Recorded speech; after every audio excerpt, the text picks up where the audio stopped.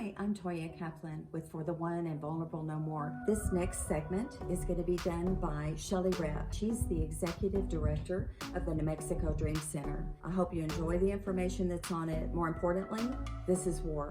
And so I need everybody on board to subscribe, share, and comment below, ask questions. Let's do this together. Thank you. Hey there everybody, my name is Shelley Repp. I'm the Executive Director of the New Mexico Dream Center and I'm super excited to be part of this project. Today I'm going to be talking to you about HT101, Human Trafficking 101, to give you a little overview of what it looks like, some education around this crime that we have happening around our world today. So the first thing to start off with is I want to give you the definition that the US government uses for trafficking. So when they're talking about human trafficking, they break it into two different categories. So the first category is sex trafficking, and then the second category is labor trafficking. For sex trafficking, their definition reads that it is the commercial sex act which is induced by force, fraud, or coercion, or the person being induced by the sex act is under the age of 18 for the profit of another person. And then the labor trafficking definition is the recruitment, harboring, transportation, or obtaining of a person for labor or services for the profit of another. Those are the two definitions that we refer to when we talk about the crime of human trafficking. So to start off with, we're going to talk about global trafficking first of all, and to kind of get a little bit of the perspective of what numbers look like for this crime that is around the world. I looked up some stats from the International Labor Organization, and their estimate is that there are 40.3 million people who are victims of human trafficking in the world today. And the way that that breaks down with our world population is that is 5.4 victims for every 1,000 people. This is a huge, huge crime. And not only does it affect a lot of people as victims, it also brings in a tremendous amount of money for those that profit from that. Their estimate is that $150 billion in revenue every year for the crime of human trafficking, and all of that is illegal gains. Now, it's important that we understand that this is inherently an underground and criminal activity, so to be able to have good solid numbers is always going to be a challenge. And so just kind of keep that in mind, that it could be more, it could be less, but that's a good baseline for us. The other thing that we need to consider is that in the United States, we mainly see two forms of trafficking: labor trafficking and sex trafficking. But when we look around the world, there are other forms, and these forms of trafficking include child soldiers, they include domestic servitude, they include debt bondage. This really is a wide and varied crime in the world today. So who are the victims of these traffickers? Who are these people that are being exploited through this crime? Most people, or you hear a lot of things talk about, anyone can be subject to human trafficking, anyone can become a victim. And that's true, but there are some populations that are much more vulnerable and that tend to be targeted more. These populations include women and children. That's a big part of the vulnerability factor. There's marginalized communities, so we talk about immigrants, we talk about refugees, indigenous people. All of those marginalized communities are also targeted by traffickers, targeted by this criminal element. Individuals who have a history of rape or sexual assault in their background. In fact, in working with survivors, what we see is that 95% have been sexually victimized as a child. So we see that as a red flag for this type of crime. The LGBTQ community is also hugely targeted and is very vulnerable to traffickers in this modern society. Individuals from low socioeconomic backgrounds are targeted. Individuals who are in foster care, so children who are in foster care, are very prone to this type of crime. Youth, young people who are homeless, they've run away, they've left home because the circumstances are unbearable, or they're throwaways where they've been kicked out of their home. They're very vulnerable to traffickers. Environmental refugees, so those who have lived through some sort of a natural disaster. I think about Haiti several years ago and how that earthquake decimated the island, and then they saw in that the rise of trafficking, the selling of children across the country lines into the Dominican Republic. And then individuals with disabilities. These are all the the broad categories of people who are especially vulnerable. We know that every trafficking circumstance is going to be individual. We know that all of the trafficking does cross demographic markers, but these are kinds of the ones that we really see are targeted in modern day global trafficking. The other kind of note around this is we started with the targeted population, most vulnerable population for traffickers as women and children. And again, going back to that International Labor Organization, their stats say that 71% of all human trafficking victims are women and that 1 in 4 are children. So we really do need to understand that this is targeted towards those people.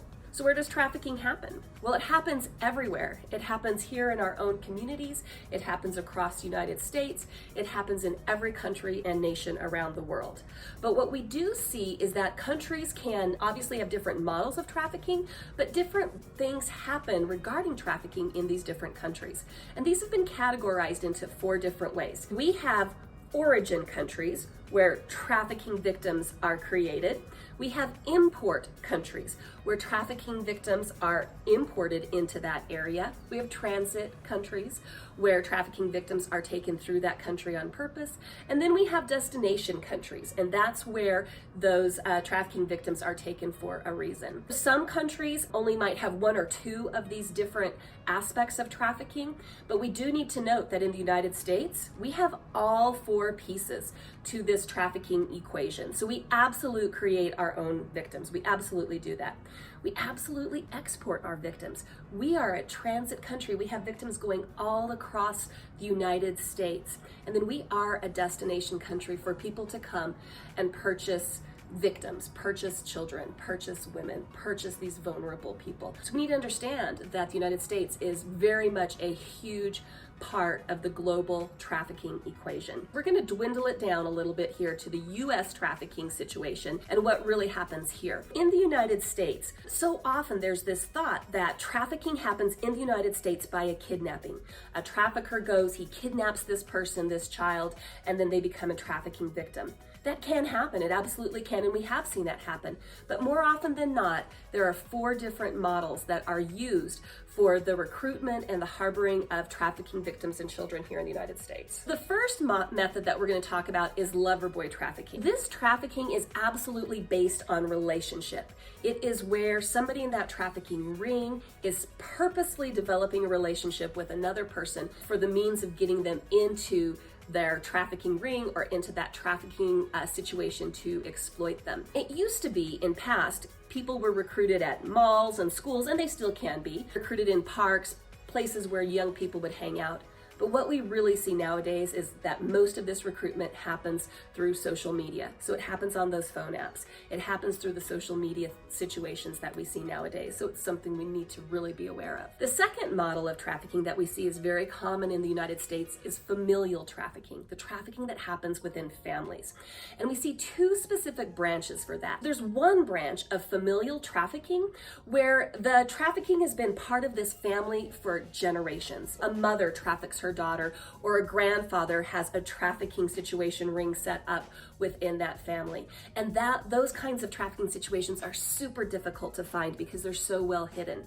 But there's another model of familial trafficking where we see that families are desperate for finances, mainly due to drug dependence, and they sell their children because they need that cash that comes in. And that's obviously a horrific situation and a horrific circumstance, but it is part of our reality today. The third type of trafficking model that we see is very common in the United States is gang controlled trafficking. These are local street gangs or neighborhood gangs or even, kind of cross state gangs where they use trafficking as a way of bringing income for them.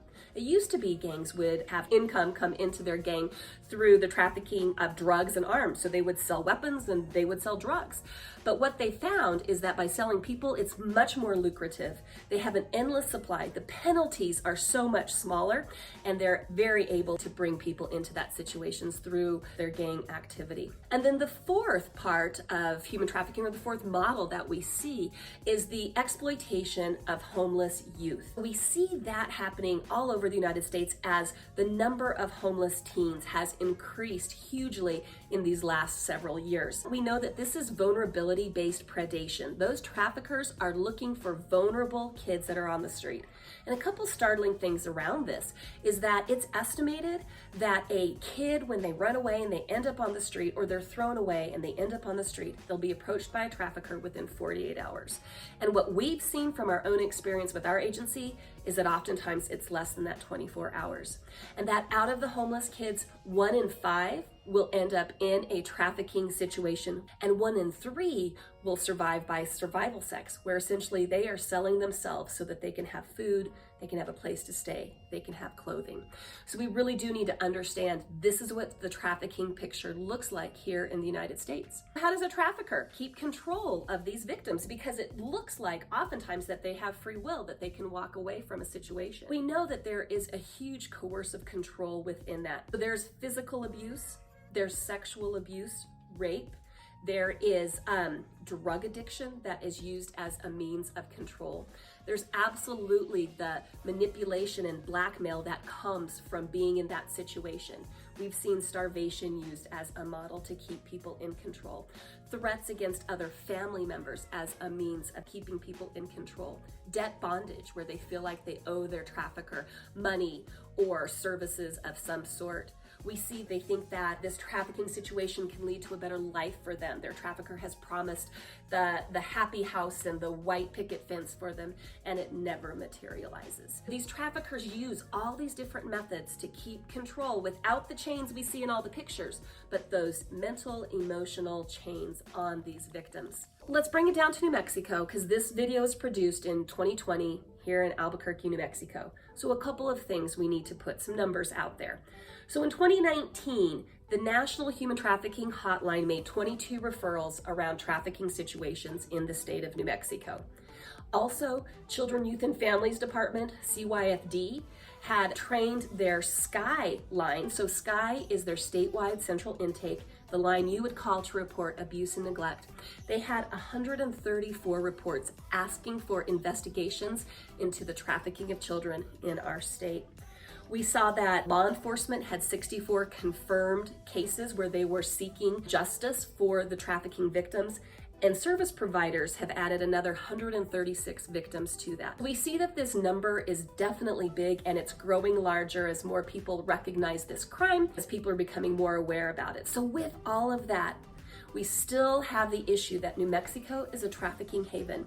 We are a trafficking haven. We have very weak legislation addressing the prosecution of traffickers and those who buy girls. In fact, in 2020, when we tried to pass legislation around this, it did not pass through our state legislature.